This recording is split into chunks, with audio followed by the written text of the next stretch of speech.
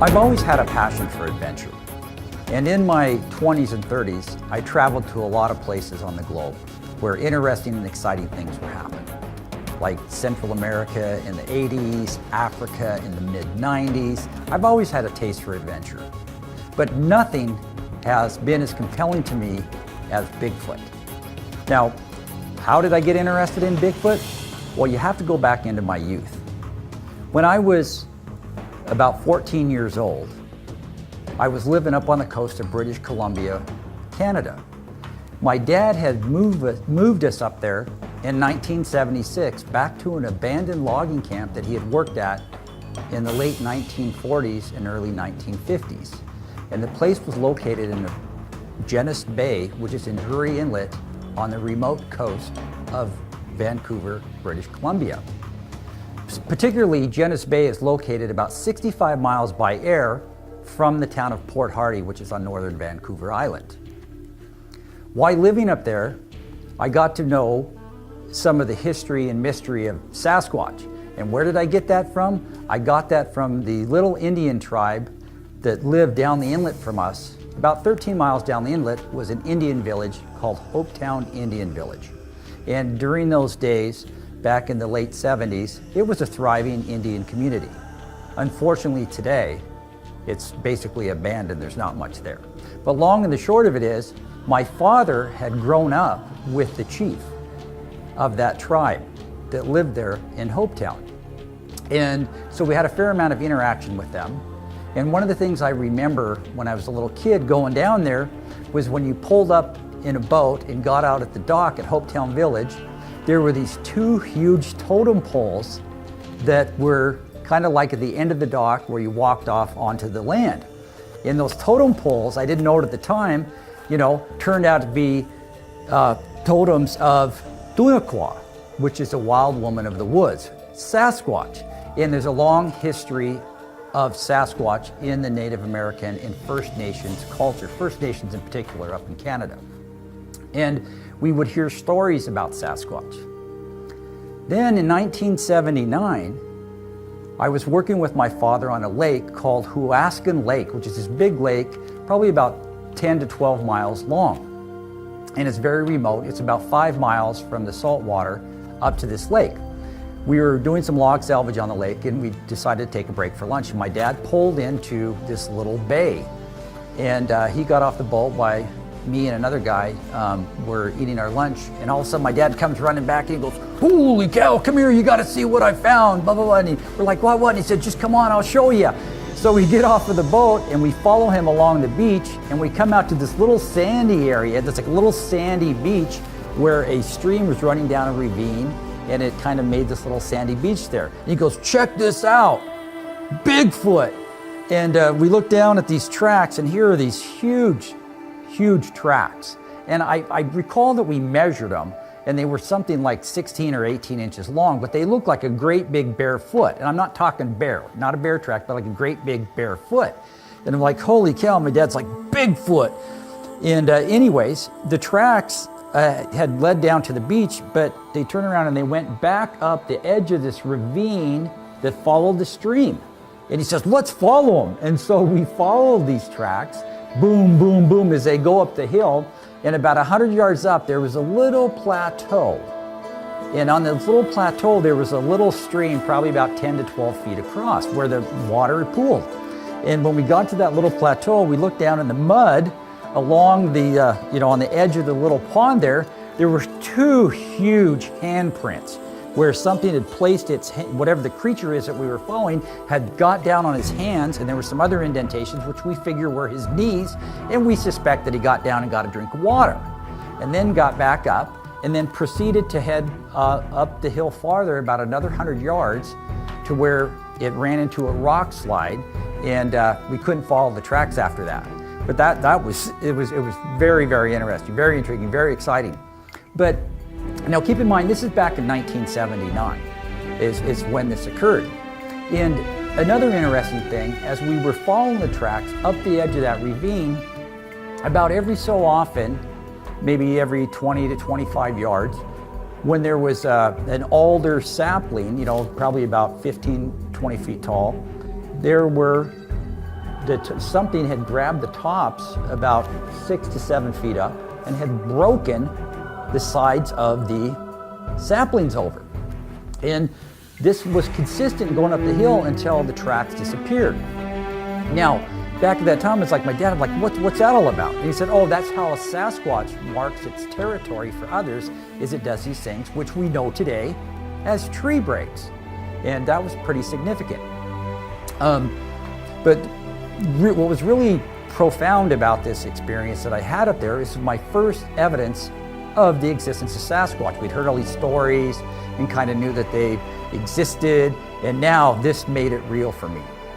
And I'll tell you what, it really, really changed my perspective when I was out in the woods. You worry about bears up there and you worry about things. Now we had to worry about Sasquatch. So I never really looked at going into the woods the same way after that. It was a little spookier after that. Subsequently, my father passed away in 1983. And so after 83, we lived back down here in the States. But in the back of my mind, I always, I kind of made a commitment to myself that when I got older and I had the time later in life, I was going to go back up there and I was going to find that creature that left those big tracks that day. And so life goes on, and then, my 50th birthday came along. And after that, after 50, I decided it's time to slow down a little bit in life and start doing some of the things that I really, really am passionate about. And I decided that now's the time to get up there and start going after the beast that left these tracks.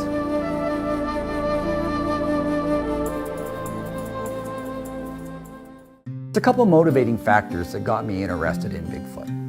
One was the encounter with the evidence of Sasquatch that I had when I was just 15 years old back in 1979 up on the coast of British Columbia, Canada, where my family was living at the time.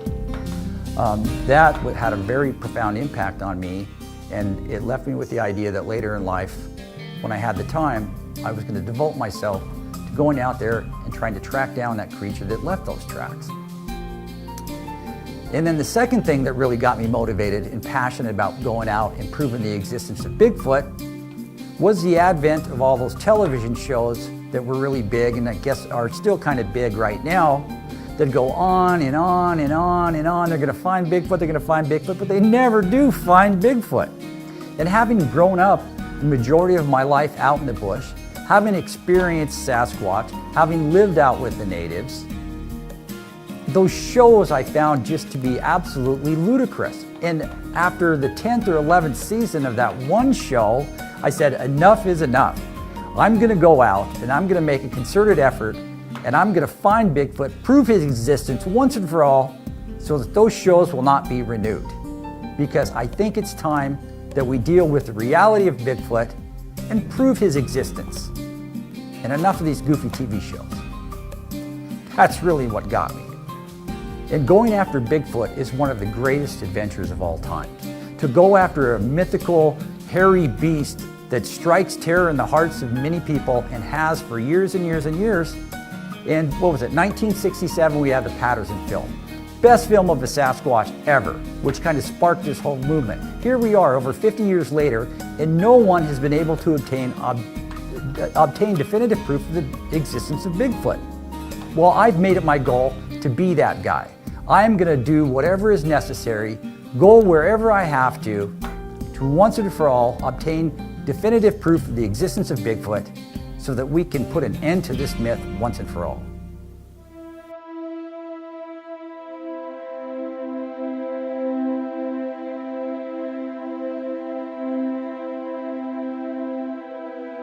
Port Chatham, Alaska allows us the best opportunity to have an encounter with a Sasquatch that is not possible anywhere else. And why is that?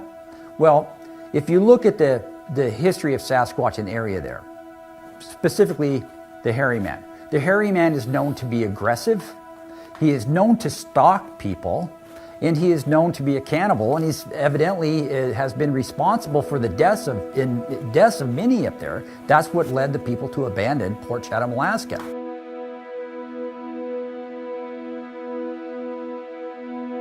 It's really eerie walking through the remnants of the old town and coming across things that other humans had left. It gives you a really eerie feeling of what it was like for these people to just one day, think about it, who have lived there for 10, 20, 30 years, all of a sudden one day they just packed up and they abandoned the town because they feared the hairy man that much, that they would do that. And as we walked around the town, and we would find there's still a few old cabins there that people had lived in, a few little houses, and find these other remnants of tools or maybe a bench or a chair, you could almost feel the presence of these people and their life that they may have had there at one time, until it was so abruptly and frighteningly disturbed that they had to abandon the place. So our thought is, the best opportunity to have an encounter with this creature that is going to seek you out rather than you having to go pursue it. We'll be the prey, we'll be the pursued if these legends are true and correct. That was our thought on that. That's why I pack a Smith & Wesson 44 Magnum with 380 grain hollow tip hard cast bullets. So we go into Port Chatham, the hairy man's going to be gunning for us. We won't have to go chase him. And so therefore, since he preys on humans, that he will more than likely come out and try to attack us, and therefore give us the opportunity to have the type of encounter to get the best film or the best physical evidence of the existence of Sasquatch, the hairy man, Bigfoot, Nantiinaq, whichever term you prefer.